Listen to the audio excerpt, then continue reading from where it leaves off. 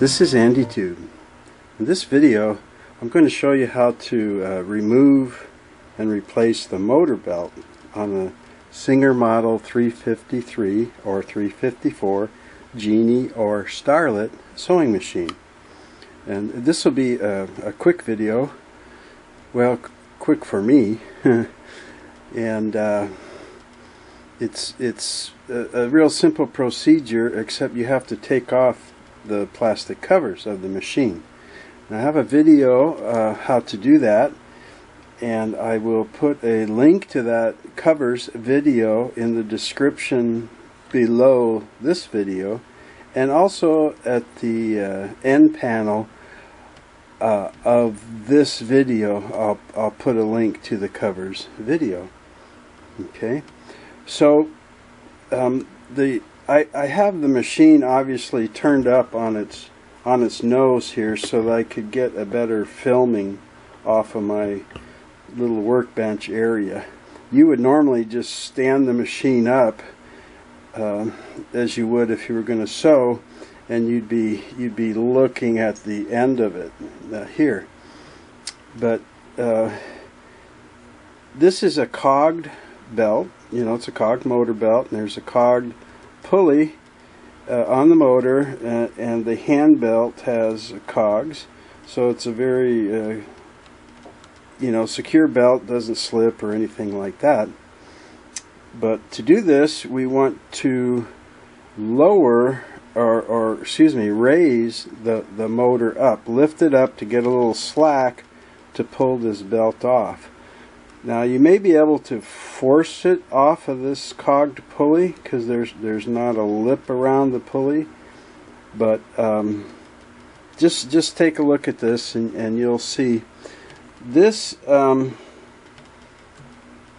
bracket right here is just called the mounting bracket,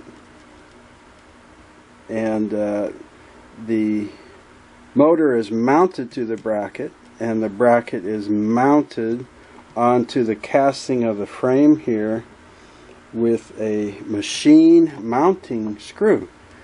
You think they call that the motor bracket screw, right? But they called it the machine mounting screw. And it's got a slot for a straight blade screwdriver, but it can also use a socket, and I prefer to use that because it can be on there pretty tight. And the perfect fit for this is in a 15/32 inch socket. So just a 32nd of an inch less than a 1/2 inch socket. Okay, so we'll just put the socket on there, and we'll give it a few turns to loosen it up. You don't have to remove it or anything, just get it loose. And again, if this machine was sitting on its normal feet here, then you would just slide the motor and the bracket up a little bit on that screw like that. Then you can just lift this belt right off of the pulley and right off of the hand wheel. And there you see it's a cogged belt, like I mentioned, and it is a Singer belt 603-975-001. Okay, and they make a 002 and 3 for other models. So if the seller just says 603-975, I'd be a little bit worried about that. You know, 603-975-001 is for this model of machine. And I looked around on eBay this morning, and a Google search, and you know, kind of like the timing belt, I saw prices from about $8 to $12 for this motor belt. Some included shipping, some were you added shipping, And eBay had a seller in China that sells you 2 for $7. And of course it's 3 to 5 week shipping, you know. But I didn't see anyone selling a Singer branded belt. Many of them just had the number on it. There was one that had printing all the way around it with the name of the company and so forth. So if you need a belt and you got to take all these covers off and go through all this, I would probably try and find the best quality belt that I could, because it's just going to last you many more years, you know. So to pay $3 more or $4 more for a better quality belt, it seems worth it to me. But when you go to put your belt back on, you just slip it around the hand wheel like this, and then you slip it over the pulley like that. And you want to be sure that it's up against the back of the hand wheel edge here when you put it on. Okay, because then you'll be sure to get the cogs in there. Now, as far as the slack or the tension setting for the belt, normally on this type of a motor that's mounted like this, you would just you know, let the motor come back down, and just kind of the weight of the motor will usually give you the right slack, or that might not be the right term, will usually give you the right amount of give on the belt. But since I have this standing up on its nose, I'm going to have to like push it, you know. But the give on this belt should be about 5 millimeters or 3/16 of 1 inch. That's how much it should. That's how much it should flex by just kind of pushing it a little bit like that. Okay. If you push this down and make it real tight, and the belt doesn't flex like this, it's going to bind it so bad it'll just trying to run. The motor will strain and hesitate and stuff. And if you have more, oops, come back here. If you have too much slack in it, you know, it's going to, as it turns, it could very easily come right off. Okay, so about 5 millimeters or 3/16 of an inch. And if you saw my tension belt video, you saw that I just put a ruler like this. This side is millimeters and this side is inches. I'll just slide it up here, and where you want to check the flex is about halfway from where it comes off the wheel and it goes onto the pulley, you know, right in this area. Okay, so I'm going to get the belt in there, and I'm going to lift it up kind of against the bottom of the belt. I'm going to get right up above and look down where you would be right behind the machine and looking dead on.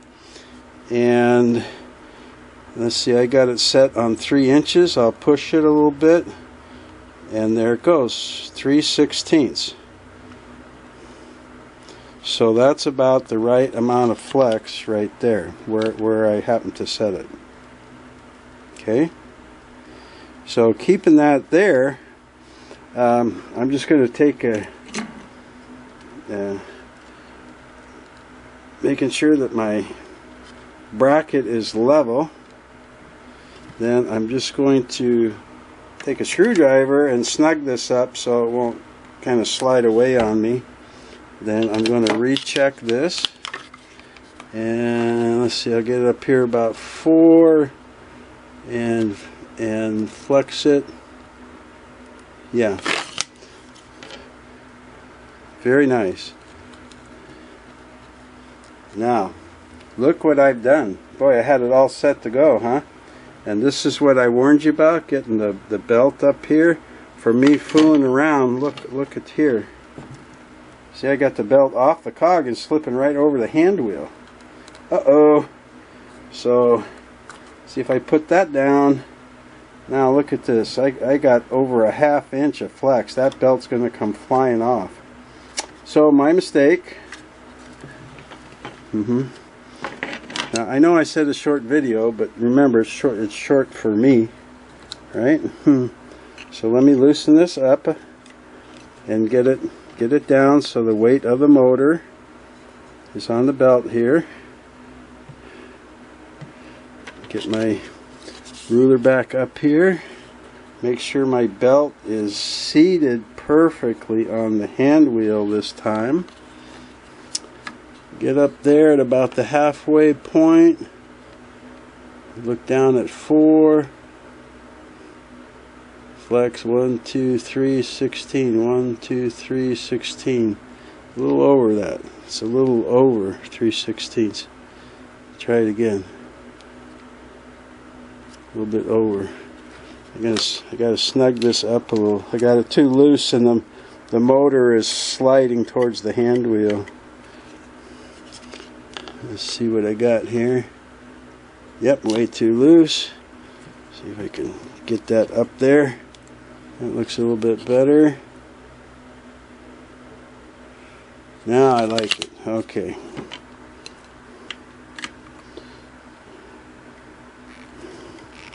Okay, that's snugged up by hand pretty good. I'm going to check my belt this time. I'm going to rotate that belt. Yep, looks good. So I'll just tighten up the machine mounting screw with my ratchet here. Make sure that it's nice and snug so the motor doesn't slip, because it's going to vibrate. You know, it's a motor and it's a mechanical machine. There's going to be vibration, and I don't want it you know, finally slipping loose a little bit. And we'll just check this, since I'm OCD about this stuff, and I'll make sure it flexes right at 3/16 of an inch in the middle here. Very nice.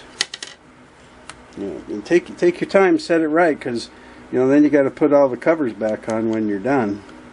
So that is removing and replacing the motor belt on a Singer Model 353 and 354 Genie and Starlet sewing machines.